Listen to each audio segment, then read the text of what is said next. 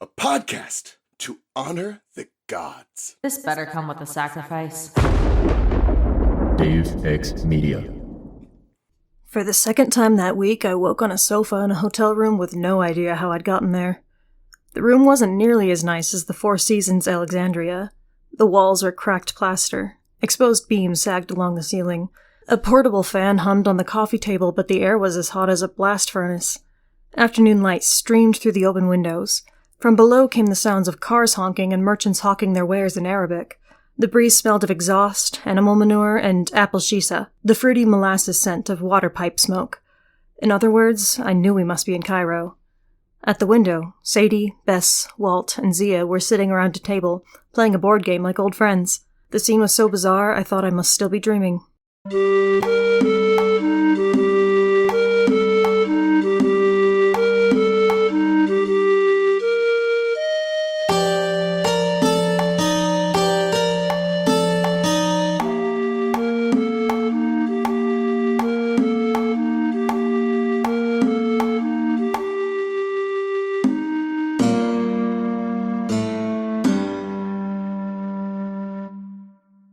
Welcome to Of the Eldest Gods, where we discuss Rick Riordan's role as a godly parent. I'm Raye, following the path of Geb. And I'm Charlie, following the path of Bast. Hey yo, my friends. What's up, everybody? What's up, gamers? Hello, YouTube. What's up, gamer? We're back Come at on, it Robert. again. Your legal name. Calling you out. Can't believe this.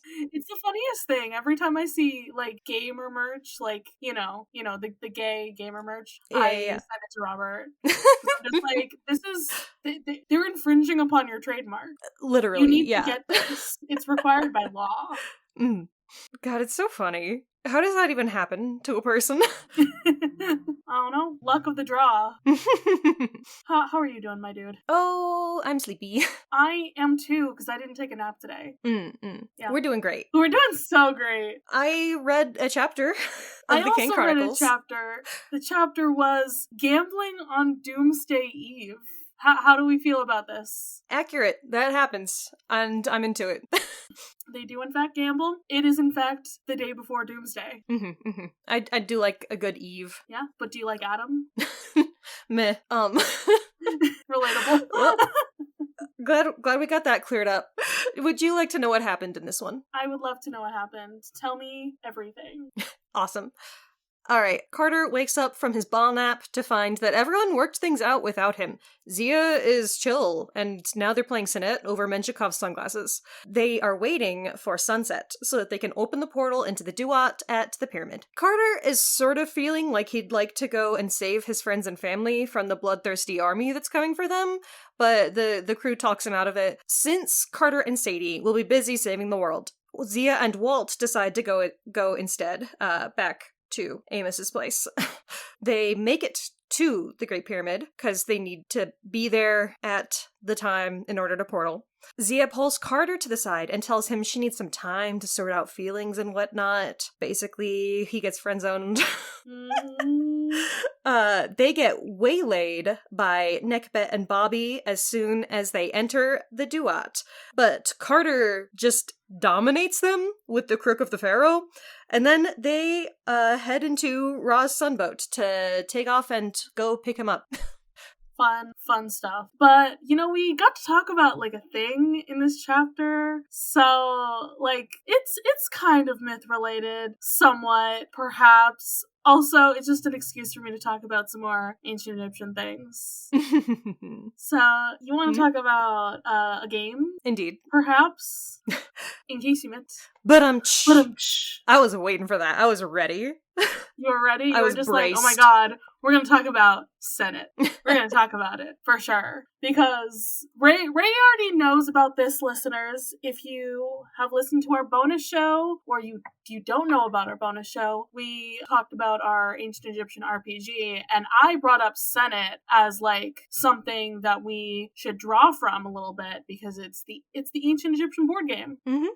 It's the thing. And they do it in this chapter. And I think this book might have been the first time I heard of it. It does also come up in another thing that is ancient Egyptian related that I enjoy, but I think this book came out first, perhaps. Or I read this book first. Interesting. So, Senate. The translation for it is passing or afternoon. Oh, whiling away the time playing a board game. That's very cute, actually. Right! That's kind of cool. Especially knowing, like, how hot it would get in the desert during that time. It's the perfect time to be inside, in the shade, passing the time. I love this, like, little picture of this, like, blue Senate board. It looks so pretty.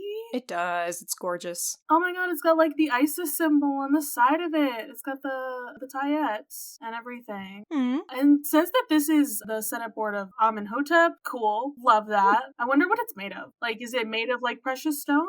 Or is it just painted that way? Yeah, that's what I was wondering too, you know? I'd really like to, because it almost looks like lapis lazuli, something like that. That's what my brain was going to. I'm like, they did make a lot of stuff out of lapis lazuli. Right. Like, in that time period, so I wouldn't be surprised. But yeah, I don't wish know. that I don't see... They didn't list what it's... Yeah, there's not even a reference number on there, so I don't know. I'm not sure. But this board game consists of 10 or more pawns on a 30-square playing board. This thing that we have, like, once again, this picture has it, like, 3 and then 10 specifically, which is, like, very interesting layout, you know? Because when I think of the modern board game, it's like, no, that shit is a square.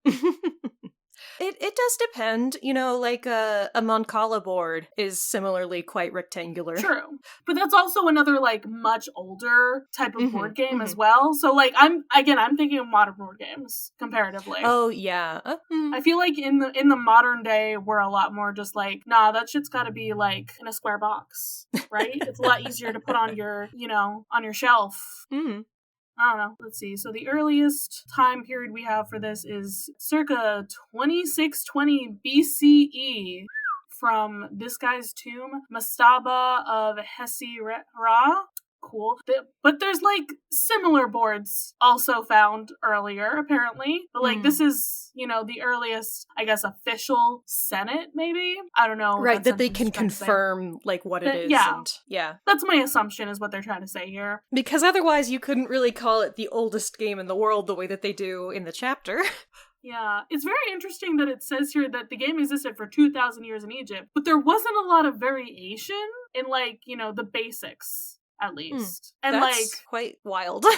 Yeah. And my brain just goes to, like, how many different, like, Uno rules people make up, you know? Raye, do you play Unos with, like, stacking rolls or, like, you know? Yeah, generally. I have kids in my over the summer program trying to tell me that stacking rules was like, yeah, if you have, like, any card of the same color, you get to stack it. And I'm like, wait, no, what?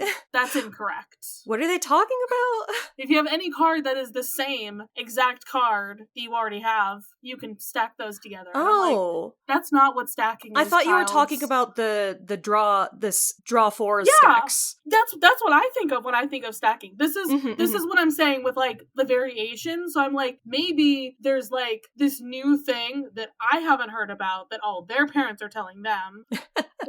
or they're making it up themselves. Like, this is, you know, it's the game of telephone. Yeah. Is how the world works. So they stopped playing Senate around the Roman period. Cool stuff to know. But also sad. The Romans ruined everything, once again. Literally. Oh my goodness. King Tut played Senate. There's art of it. Aw. There's art of him. That's Nefertari. I guess that's a different person than Nefertiti.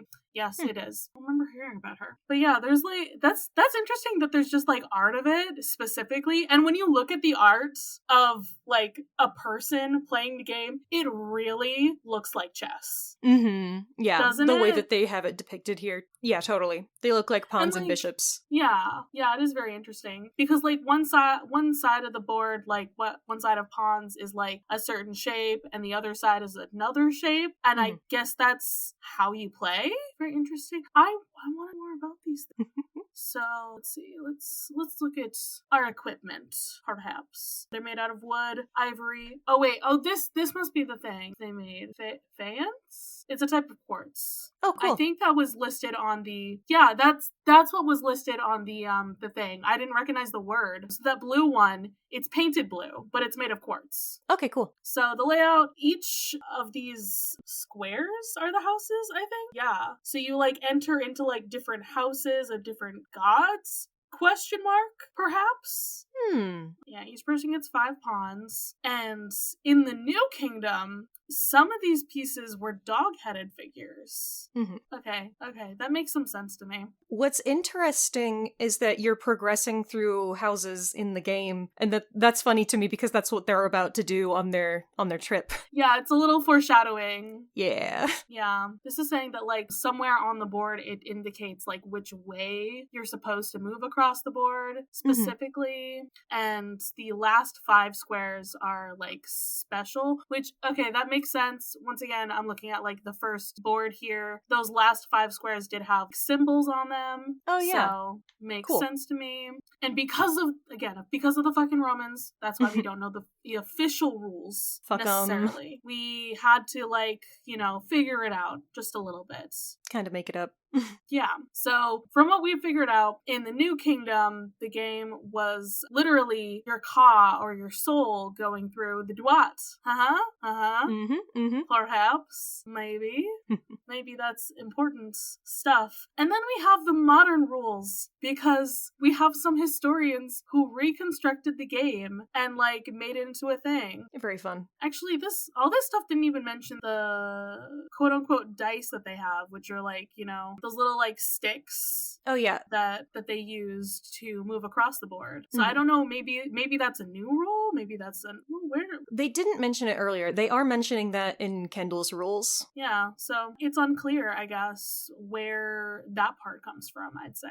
I'm sure that we know, and that this article just isn't. Yeah, I mean, it's Wikipedia. It's not like, fully everything that we know about this thing. But yeah, these 2 different guys have 2 different sets of rules, Kendall and Belle. They're mostly the same, at least. I do think it's funny that he, like, named all, like, the different houses and everything. So that's probably what Rick is using, is the rules, at least from Kendall. Because here it's listing, like, it literally has the House of Raye Atum, which is what they mention in the chapter. They have to roll exactly 2 on their sticks. So yeah, that's the rule set that he's using. It kind of reminds me of Sorry. You know how you have to, like... Yeah, to get out of, like, the starting zone, you have to roll a 1 or something. I don't quite remember, but...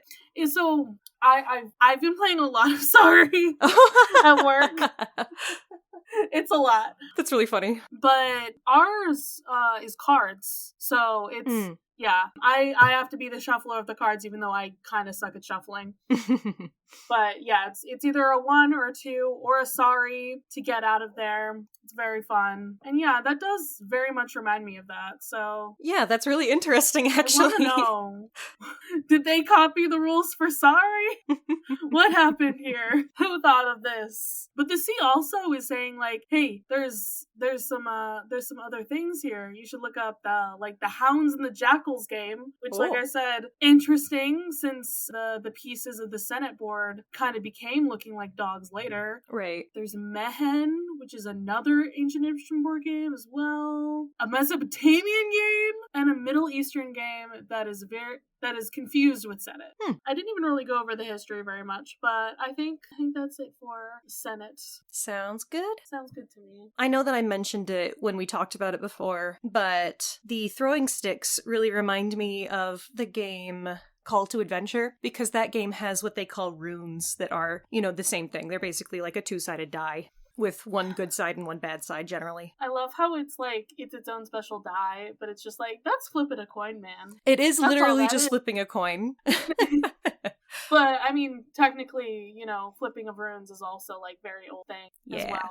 Alright, my dude, you want to talk about this chapter? Let's do it. Let's gamble. So for the second time that week, Carter wakes up in a hotel, and he has no idea how he got there. Specifically on a sofa in a hotel room. Which is funny. If I had a nickel for every time this happened to Carter, I'd have 2 nickels. Which isn't a lot. It's weird that it happened twice in the same week. Yeah, in the same week. That is crazy. This one's a lot less nice than the last one, which is disappointing. Yeah, rude, annoying. But there's like pyramids right there, right outside your hotel room. I love it. We're doing it. We're making it happen. Our goals. We really are. And it's just funny. I love this scene, actually. Yeah. That he wakes up to everybody, they're all being friends, they're all playing a board game, and they're betting on the broken sunglasses. I can't with like just that entire setup. He's just like, the fuck? Yeah. What did I miss? Well, you missed 2 hotel rooms being destroyed. It's so goddamn funny, actually. Yeah. I really want to know what happens with, like, them and their bar trips like this, because it's really not a normal sleep for them to have to, like, carry a person. Like, yeah, he was literally just not even in that body. He was gone.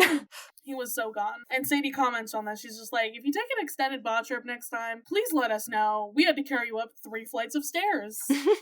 Hate that, personally. Yeah. And even Zia woke up before him.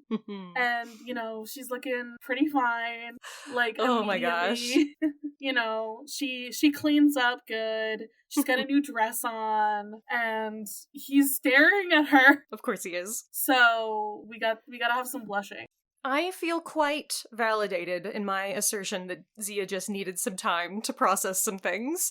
That processing time did involve setting fire to 2 hotel rooms, but like sometimes you gotta just set fire to some shit after you are forced to be asleep for several months by your caretaker, who then up and dies while you're gone, and the world is turned upside down. Evil people are running the cult that you were, part of.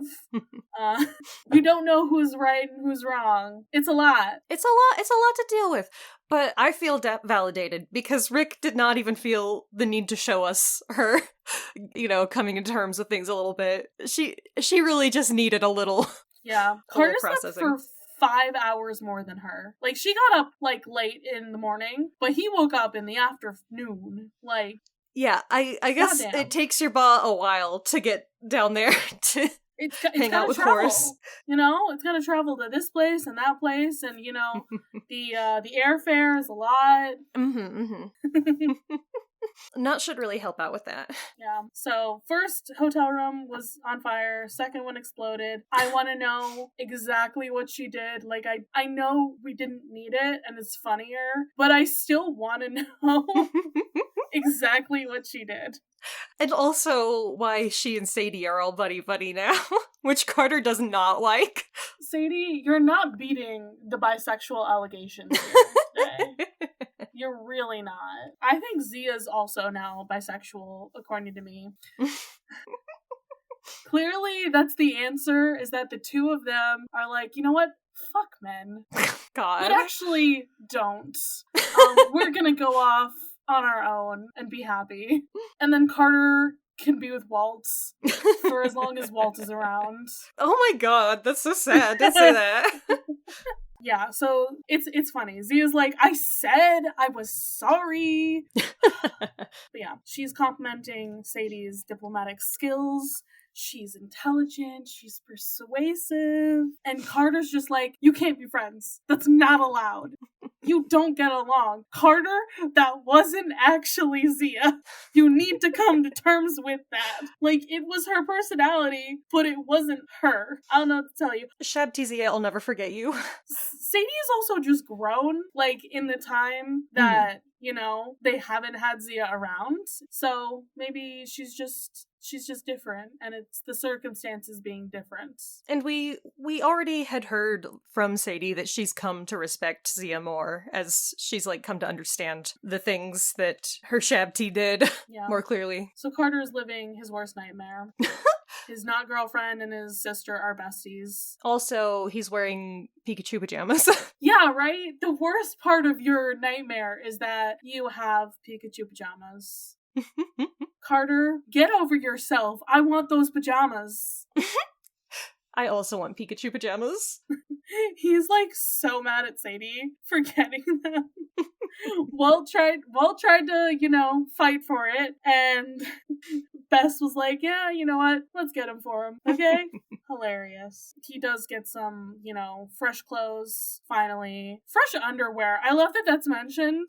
It's important. It's important. Everyone knows you gotta pack clean underwear. Yeah. I'm so glad we get to shower and clean ourselves in this book multiple times. He right? doesn't get to shower in this part, though. The shower doesn't even work. True. He has to use the sink water. He still cleaned himself off. Like, yes, that's he did. still more refreshing than, like, what we got last book, where everybody was, like, they're dressed in their little outfits that look like karate uniforms, and they got, like, rat's nests of hair, like, because they've been sleeping in the dirt for a week. And now we're like, we got Bess on our side. We can go to hotels without paying. I love it. They're still playing Senate when it comes out, and he's just like, okay, that exists. I know what that is. I never played it.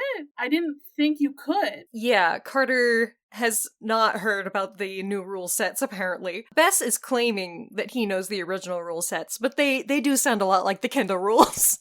Exactly. So Sadie's like, yeah, you gotta make an S around the board, and first to get their pieces to the end wins! Yay! Bess is like, no, this game is so much more complex than that. You don't even know. It takes years to master. And then it sounds a lot like sorry, Bess, sorry.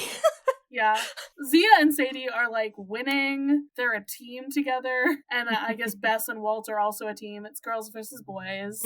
Because that's how we do things when we are 5. But no. The most iconic thing here to me is that, again, they're playing for Vlad's sunglasses. Like, it's a throwaway. But then specifically, Sadie's like, Bess says you cannot play Senate without gambling. It would shake the foundation of Mott. That's so funny, because it could go either way. Like, it could be that, he's fucking with them, because that's just the kind of thing that Bess would say. He just believes in gambling. But that could also be literally true. And I don't know which I even like better. They're both very good. That could be the true rules of it, actually, is that you have to be gambling. I think it's hilarious. This is my favorite line from this series right now. It's just amazing. But Carter is also judging them. He's like, the world's gonna end, and you're gambling over broken sunglasses? The fuck? And they're like, we've got to sit here anyways, so we were waiting for you. We can't do anything right now. We're waiting for you. You've been asleep forever. Come on. Yeah, so they're talking about the rules again and everything. Carter admires the pyramids, as you do. Before. Sadie explains what they've been up to while he was asleep. Mostly, she talks about what a good and great time they had, hanging out and eating food, and they didn't save him any. Nope. Shopping. Where are they getting this money? Or is Bess just being like, hi, I'm the coolest person ever. Can I have stuff? And they're like, oh my god, yes you are. Here's some stuff. I think that's how they get money, / get items. But Bess explains, we are close enough to the equinox now that the only 2 portals will work throughout the day now. Sunset and sunrise. That's it. Yep, that's what you got. It's just like the demon days, except we have 2 instead of none. And Sadie lets him know that they have to enter the Duat at sunset and come out at sunrise anyways, just like Ra. She knows that because she's been reading some of the instructions in the Book of Ra. She's got it all put together. Carter is a little freaked out by this because, he had his dream where he was warned that could go very poorly. Yeah. He's just like, while I was learning that this could potentially be fatal to you, you were just reading it? Like, not the spell, though. She was just getting ready. Okay? I just need to know what we need to do next. Okay? And Carter's just like, he's now of 2 minds. He's of Horace's mind and Carter's mind. He's like, if we decide to go, the world is gonna end, sir. I know you're worried about home, but come on, grow a pair. You need to go and find Ra. Yeah, you really got to save the world. It's very important. So he lets them know about his vision. About the whole, army and everything. And Bess says, that sounds bad. Yeah. Carter is more and more convinced by what Horace has said to him because of this, horrific army that he saw. It's kind of making him second guess his own decision. I mean, Bess is also pretty worried. He's like, the flaming snakes? Really? Not great. I don't know if even Bass could help them defeat those guys. It's a lot. I think it's hilarious that they're like, okay, we have to tell Amos. How do we do that? You got a scrying bowl? No, I have a cell phone. That's so funny. It's such a good moment. The fact that Walt specifically is like, I have better, and he pulls out his phone. Because Walt's, like, still on, like, you know, American teenager time. It's only been, what, like a month or two that he's been with them? Mm-hmm. And, you know, his mom knew he was going there. His whole, like, phone plan still set up and everything is what I imagine. She's like, sorry, Mom, I'm roaming right now. Now I have to think about if the house has a home phone, a landline, or if he's gonna call Amos's cell. But, I mean, they're the house. They have to have the home phone. So Carter is wavering, and Zia is the one who convinces him that they need to do what they gotta do, which I kind of love. Like, she has very much changed her tune now that she's had a little time. I love her perspective in this conversation. Yes, it's so good. Yeah, what I saw before, that disturbed me, and he's like, oh, you mean me with the fighting? Like, no, it has nothing to do with you. Not everything is about you, Carter. Actually, I've been scared of Vlad since forever. He wanted me at his gnome, and Iskandar was like, nah, not happening. And Carter's like, okay, why is this relevant? Explain to me. She's like, Vlad is terrifying, okay? But he's also probably sucking Desjardins' life force. So Yes. Ooh. I hope I didn't reveal that too much before, but I was just like, I thought this was obvious. Right, and then clearly I was wrong, so it's hard to let other people be wrong about things. Yeah, I was just like, have we not gotten that reveal yet? Because it feels like so textual at this point that he's just draining his life force to make himself stronger. And yeah, they've come to the same conclusion finally. So, what was I gonna say? Oh, so Carter is like, so you're saying all this stuff about Menshikov, and it sounds really bad, so it sounds like I should go and try to stop him. And she's like, no, you need to do your plan. You need to stop his actual shit, not this, invasion at the House of Life. Yeah, because, I mean, Zia also mentioned, like, she thinks that Iskandar might not have made any mistakes, and she was meant to hear Apophis in her dreams, like, to warn her how bad the danger is. So it's like, Vlad, he might try to destroy Brooklyn House, but Apophis is the enemy we need to be fighting, okay? Don't forget that. He's the big bad of the situation. You have to awaken Ra. Yeah, it would be hard not to believe the people who are saying that Apophis is going to awaken when you've been literally listening to Apophis. Exactly. So this is when Sadie brings up we have to follow the Sunboat's old course down the River of Night, find Ra somewhere along the way, assuming he's there, wake him, and, bring him out. He has to come out at dawn, out of his little closet. And stop for dinner at some point, because Sadie's getting peckish. I love it. I mean, it's 3 in the afternoon. Of course, she needs to have... Has she had her afternoon tea yet? Come on. Like a hobbit. Gotta have, 8 meals a day. Exactly. I mean, she is also, a teenager now, so, she growing. Gotta have your snacks. Yeah. So Walt is like, I'm gonna call Amos, what do I say? And Zia's like, I'll tell him I'm coming. And it's like, what? You? You, the person who wasn't on our side of, less than 24 hours ago? You literally wanted to kill us when we met. I was like, wait, was that the Shabti? No, it wasn't. When they were in the original, in the museum together. Yeah. My brain wanted to say timeline, the original timeline. But she's like, yeah, no, I want to speak to Amos, and I want to talk to the house when they come to Brooklyn, see if I can convince them not to fight. Perhaps. And Carter's like, they didn't seem very, open to that. Yeah, it's me just reading this, and I've already forgotten exactly what happens there. I'm just like, you did hear the part where it's a bunch of, thieves and killers, and people, who were coming to the the house. Actually, it's not the reasonable people that you're gonna meet. Unfortunately. So Walt is thinking that if she teleports in, then she's gonna have to come in at the same time as the attackers do, because that's the only time you can teleport. So he's gonna go with her. We never actually see him make his phone call, and he's like, nope. I'll be with you so that they can tell that you come in peace. But like, he could just call and tell them that. Also, but whatever. Sadie really fucked up here, because as soon as Walt's like, I'll go with you. Oh my gosh, yes. Girl, she's please. Like, Walt, no, in your condition. And she's like, oh, fuck. Girl, you must think before you speak. You can't be outing people like this. Literally, this is outing. My boy Walt's like, I'm bisexual. And I'm gonna die. Yeah, so now Carter knows everything. Cool. And he's like, shit, why am I worried about all of my stupid stuff? You're dealing with so much more than me. Mm-hmm. Carter, it's that comparative mindset. You know, everybody's struggles are valid.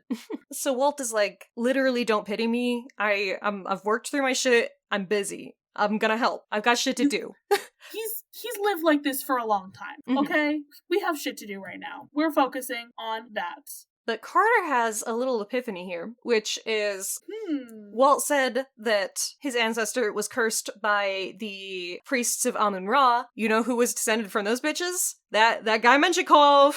Remember that? You said that last time. Or in the dream, I should say. So, yeah. Interesting. What if we get him to cure your curse? Maybe he knows the secret of it, perhaps. And Walt shuts that down. He is not, open to that kind of behavior. Make a deal with the devil. It reminds me of something, and I can't think of what it is, where, someone has a condition and is like, do not... Oh, I'm thinking of the Owl House. Ida and her mom. She's like, you are trying all this shit. None of it works. I'm not interested. And that's kind of what Walt has been dealing with. He's been going to doctors his whole life. He's been researching this. He's tried everything. He does not want Carter to put anything at risk trying to talk to Menshikov about this. So he's like, don't even think about it. Just drop it. And Carter's like, okay. But he and Sadie are making eye contact like, we are not dropping it. I mean, it's a big coincidence, so could be important. Could be a tool to help us later. It's unclear. So, we have our plan in place. We're splitting the party again. Again? Of course we are. But this time it's Carter and Sadie as a team, and that's the important team, right? That's our crew. Yeah, that's our crew. Those are our MCs. The perspective of, and then so Sadie was like rolling for her next turn in Senate, and she dropped her sticks on the floor when she heard Walt was going with Zia, and Pess is like, no way. No way you rolled that accidentally on the floor. She rolled exactly what she needed to win. Haha. She got the glasses. And Carter is seeing this as an omen. I love this moment. It's so good. It's because Sadie is very pleased. She's just won something. She's gloating about her victory wearing these fucked up evil glasses. But from Carter's perspective, he just heard that she could get injured like that. And it's so good. It's so good. I love the imagery. I love the terror. The irony. Yeah. The possible foreshadowing. Who knows what's gonna happen here? It's deeply concerning from an audience perspective. It sure is. But now we're gonna go see the pyramids. Did you I know? like the description of the pyramids here. I'm sure you were getting into the same thing. Yeah, I was like, did you know that it's a tourist trap? Yes, indeed.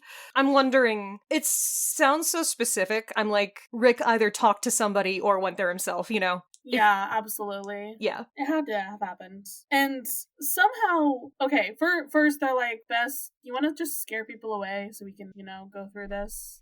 This is annoying. And instead, Bess is like, don't worry about it. They've been here forever. We're gonna just walk straight up to the pyramid and start climbing it. Nobody stops them. Yep, there's guards around and they don't even acknowledge them. And they are climbing up the side of the pyramid, which, you would think people would see. So I assume there must be some sort of glamour over them. Yeah, it does sound very terrifying how they're climbing up this, because it's not meant to be climbed, actually. Oof.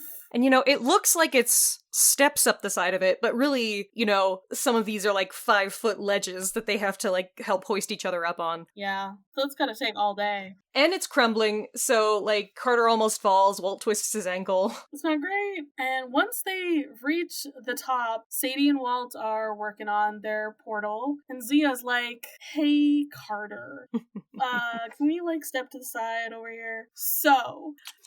honestly, it's good of her to do this. To be like, I don't want to lead you on. I can see that you have some feelings that I think need to be addressed, because what she says here, I appreciate you waking me. I know your heart was in the right place, but...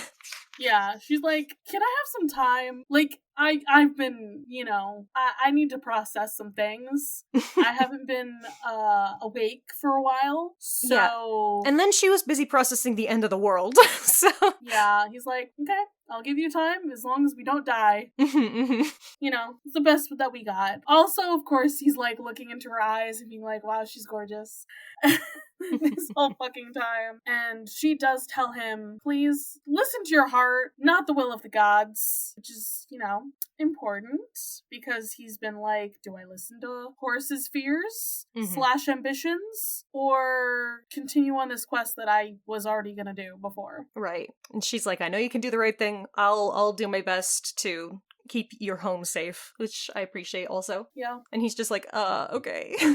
Yeah. So it's time to go into our portals. Sadie and Carter go into theirs. Bess is like, I'm gonna get the other two to their portal, and I'll follow you. I'll meet you at the fourth house. Okay. So they're on the Great Pyramid right now, and usually a monument needs time to cool down before you can use it again. I mean, they're using it for like the same portal, or not the same portal. I don't know. They have a god with them. I don't know what's happening. Yeah, he is a god. Bess says that he'll be right after them after he gets Walt and Zia through their portal. And I know that this isn't what happens, but I'm very amused by the idea that they have to walk down the Great Pyramid and up a different one that's nearby. That'd be so funny. Yeah. So they go through, they're on the Duat, and for some reason, it looks like the River Thames, looks like London, right by Gran and Gramps' flat. Oof. Sadie says this is rude. This is uncalled for. Indeed. I love that line. And Carter's like, yep. You know what's even more rude, I think, is who's there to greet them. Yeah.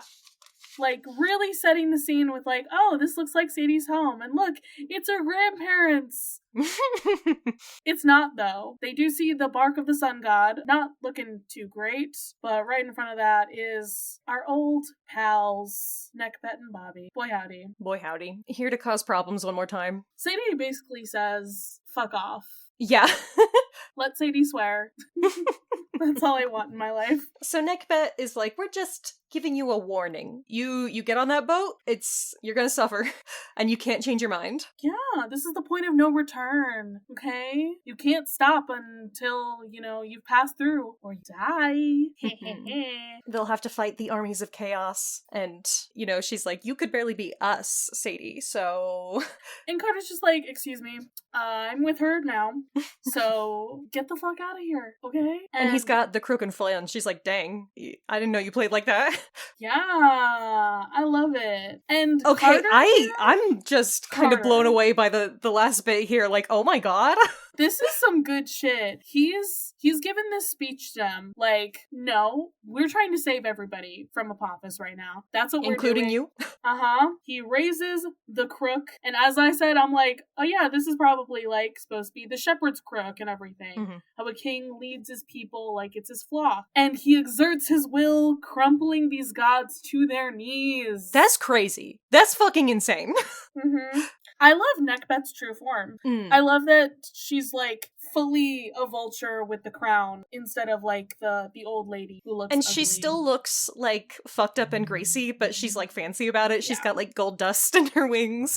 Yeah. And then Bobby's just, a baboon. Of course. Yeah. So he's like, you must swear loyalty to Ra once we wake him, okay? Like, you could fail. Well, then there's no harm. This is only literally. if we succeed, you have to obey Ra. Mm-hmm. Fine. Okay. Whatever. He literally coerces these gods with his power. Like, that's insane. My boy. Yeah. He's been leveling up. He cast the command spell like a cleric. Yeah, magic item the crook, and it was super effective. It's wild. A little wild. I love how after they're gone, Sadie's like, oh my god, you sounded confident? Wild. He's like, yeah, it's called acting. And she's like, I know. They still have to find dinner because Sadie's still hungry. I don't know if they have, a nice little diner spot in the Duat as you go down the river. I don't know. I want to know if there's any, servants on this boat. Like, they had servants on their boat and such. Maybe. No indication yet. No, we don't know nothing. They're walking towards it. We just know that the boat looks shitty and sad. Yeah, and that's the end of it. They get Off on the boat, all aboard. Our journey starts next time. It does. And as far as the plans are right now, this is going to be our last chapter released before we start covering the TV show again. So it's gonna be a while, guys. We're going back to that good PGO stuff. Yeah. I mean, for us recording this, it's still November. We haven't gotten there yet. But release-wise, we're going right into the show next. It's going to be a fun time. Are you excited? Yes, if everything goes as planned, next week we're going to be doing a predictions episode before we start covering episodes as they're coming out. I do have to fix our schedule just a little bit. So it might be sometime this week still that we do a shorter episode doing predictions. Yeah. Just because we just got confirmed that it is going to be a 2-episode premiere. So I needed to adjust our schedule a little bit. So yeah, it's going to be fun stuff. And then once the show is done, we will come back with our next chapter. So I feel like we left Carter and Sadie in a pretty fun place. Shit's about to go down. Cliffhanger. Can't wait. Raye, do we have plugs? Maybe? Perhaps? Yes.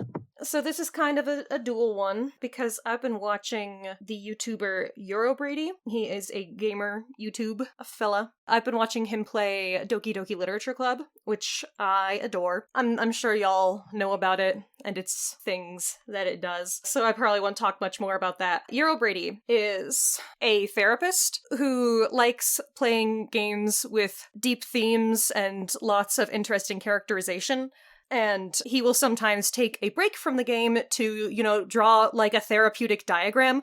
He is doing this explicitly as an educational tool to, talk to people. But, he's also very fun to watch play games. He gets very into them. He's a very, emotionally available person because, that's his career is, working through emotions with people.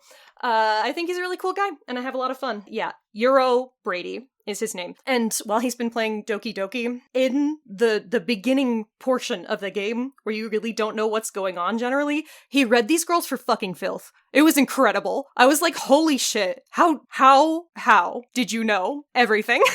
There is certain stuff that the average person can figure out with a little literary analysis, but my god, it's impressive. So there you go. That's my thing. Okay. I was trying to spend your entire thing very focused on thinking of what my plug could be. Because I'm like, oh no, I haven't really been consuming new media. Shit, what do I have? And I was like, oh yeah, that was, a couple weeks ago now. But one of the YouTubers I follow finally continued one of their sagas of videos, which it's so fun when people release 3 or 4 hour videos. And I'm like, this is just my entire day at this point. Just gonna spend my day watching your video. And this YouTuber, Haley Whipjack, has been covering, lots of things, but particularly this was the Once Upon a Time video. Nice. I do love those long form type videos. They're so much fun. Yeah. Also, there was another more recent one that was how dateable is that Hades character?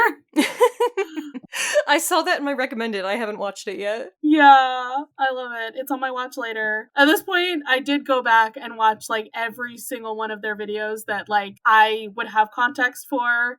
So it's a lot of they've done the first 6 seasons of Once Upon a Time now. Nice. Which is 6 out of 7. So there's only one left to do. They've also done videos on Shrek, as one does. Some Tumblr culture. The D&D movie. Nice. Oh, Baldur's Gate, of course. Everyone needs to do Baldur's Gate. This specific video was very interesting. It was a tier list of every experiment in Lilo and Stitch. And Nice. I was like, oh my god, that is so much content. It was only like just over an hour long. And I'm like, man, I feel like this could have gone so much longer. And also what to do with Magic the Gathering cards as someone who does not actually play the game because they just like collecting the cards. Fun. They think they're pretty. And I'm like, that is such a neurodivergent thing to do. Anyway, I just enjoy the content. Also, I follow them on TikTok and they for a while they were picking outfits from like their costume closets and like making their cat roll the dice for them on like pieces of the costume because their cat loves to roll dice. So it was really funny to see how horrible the outfit could be or like how they could try to make it work. Cute. I loved it. So all right. I think you should release this from this mortal coil. I think I will, actually. I mean, get the fuck out of my house. Like, you and your soul kind of have to follow the journey of Ra right now. Oh, that's so exciting. So you have to go through the duats on this really shitty boat. Are you sure I can't have like a nice boat? You just forced me to swear fealty to you, so get the fuck out of here. Actually. Okay, everybody. Bye. Bye.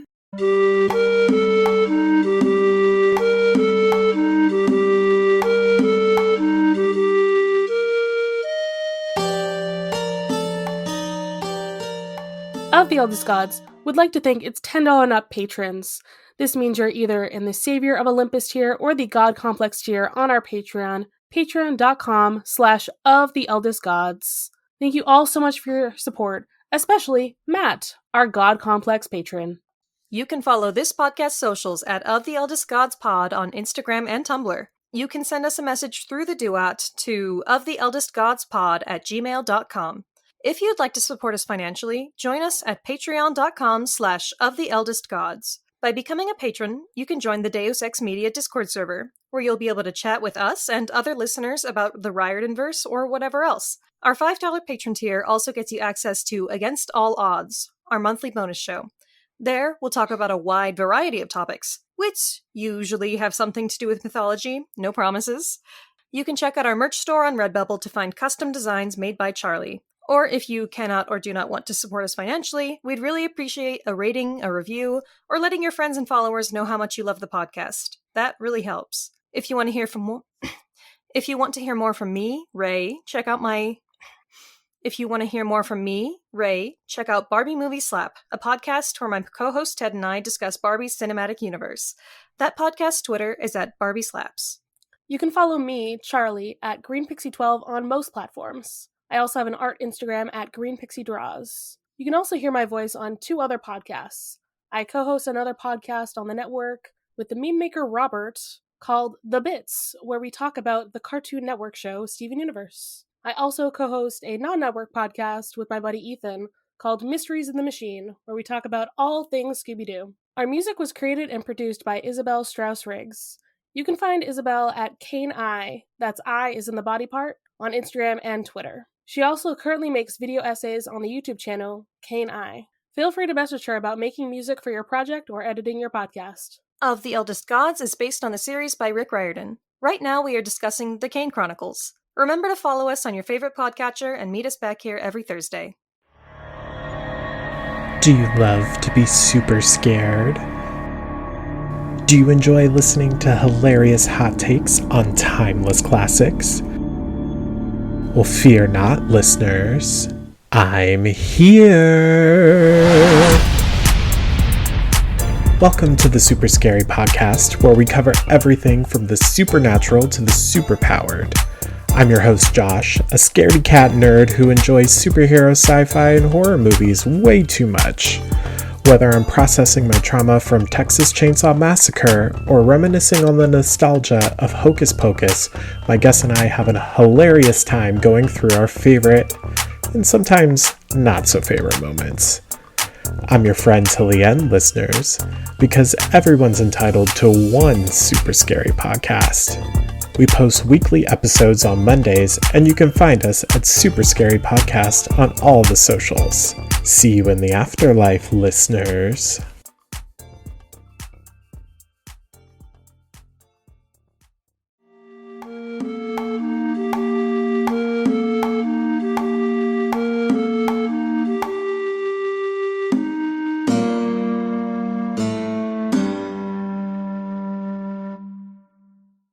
My baby girl is crying. I have to go let her in, actually. I can't. No. She's so sad.